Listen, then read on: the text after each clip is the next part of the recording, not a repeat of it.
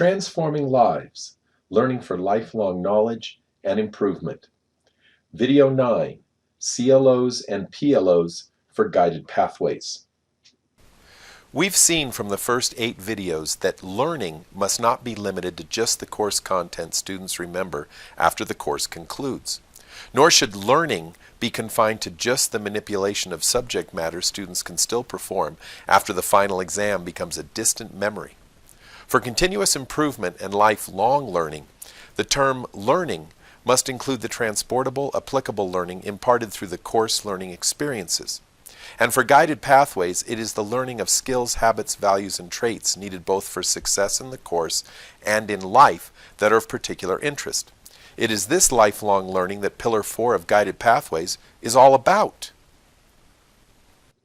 While we have plenty of high-quality graphics here at MSJC, Guided Pathways is a statewide initiative, so I wanted to share how other California community colleges are communicating the basics.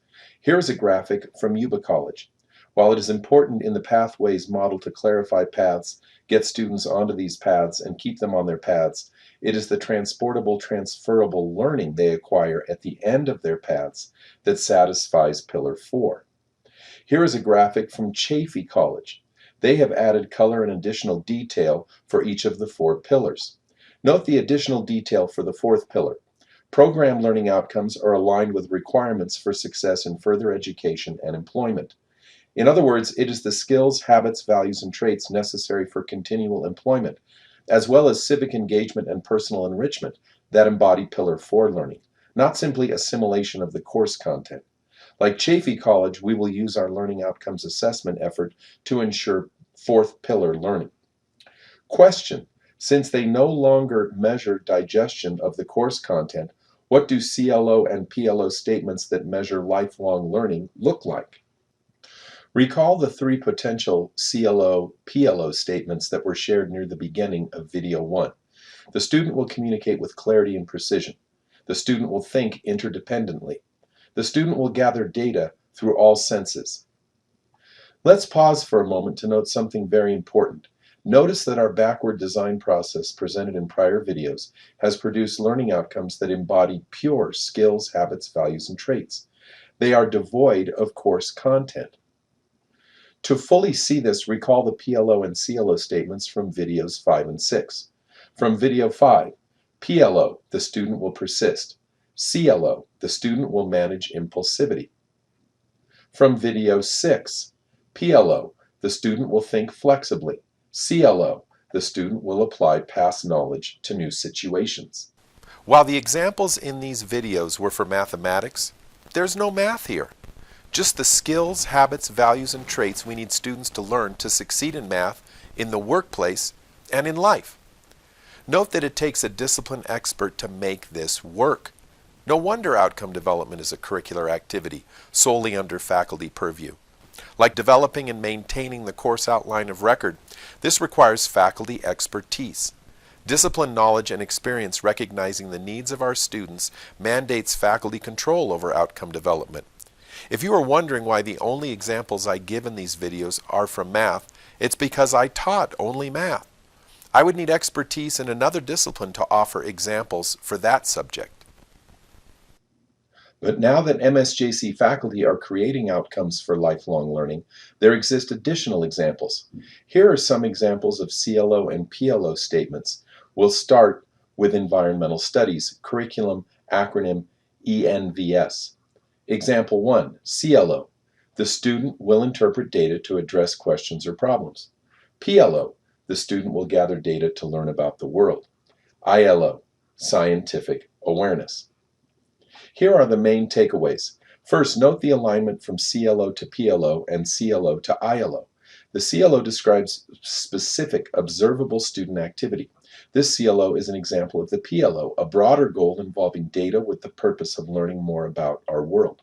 Finally, the PLO fits naturally under the umbrella of the ILO scientific awareness, as collection, analysis, and presentation of data as evidence naturally gives the student deeper knowledge of the scientific method and a greater awareness of science and its utility.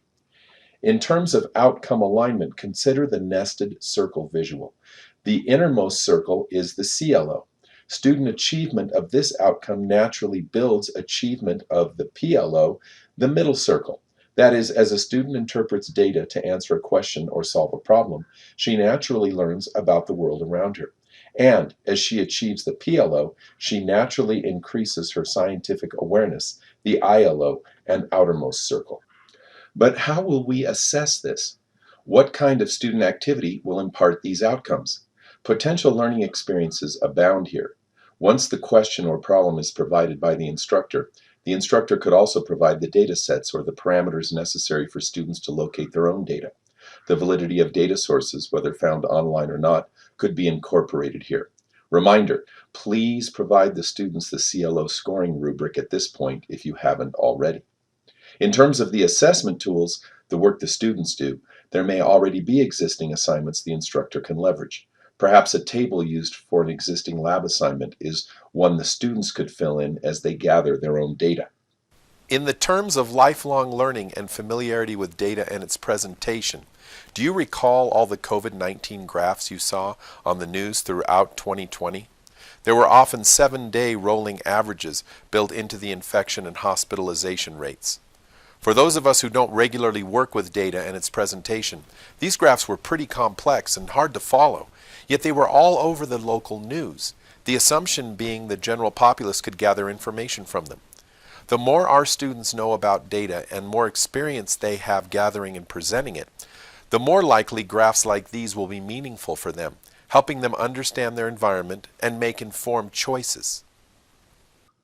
If you are feeling a little envious of the ENVS CLOs, you don't need to. Just create similar ones of your own. Watch again, dare I say, binge watch these videos. Example 2, CLO. The student will appreciate the inherent complexity of the natural world. PLO, the student will respond with wonderment and awe. ILO, aesthetic awareness. Note the alignment from CLO to PLO and CLO to ILO. As you'll see in a moment with the right assessment tool, the CLO describes specific observable student activity. As this CLO is achieved, so is the broader overarching PLO, capturing specific aspects of student response elicited by the CLO. Finally, the PLO fits naturally under the umbrella of the ILO aesthetic awareness. These outcomes will measure the interest and appreciation students display as nature's intelligence and efficiency are witnessed. In terms of assessment, how about using an essay as the assessment tool?